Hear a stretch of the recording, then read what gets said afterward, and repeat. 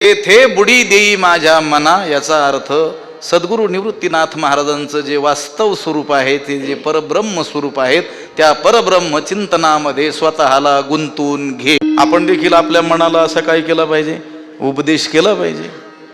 करत असतात साधक लोक, नको नको मना गुंतू माया जाळी, काळाला जवळी. साधक लोक करत असतात, हे म्हणा या मायाजाळामध्ये आपल्याला अडकून घेऊ नको, हा काळ आपला ग्रास गिळण्याकरता जवळ आलेला आहे. आपण काय झालं पाहिजे, सावध झालं पाहिजे.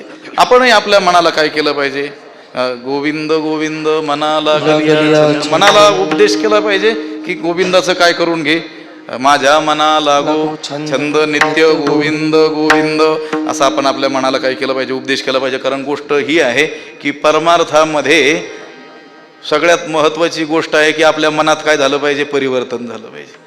आमचे सद्गुरू स्वामीजी महाराज सांगत असतात, परमार्थ अध्यात्म म्हणजे फार काही गौड बंगाल नाही आहे, फार काही किचकट विषय नाही आहे, गुंतागुंतीचा विषय नाही आहे.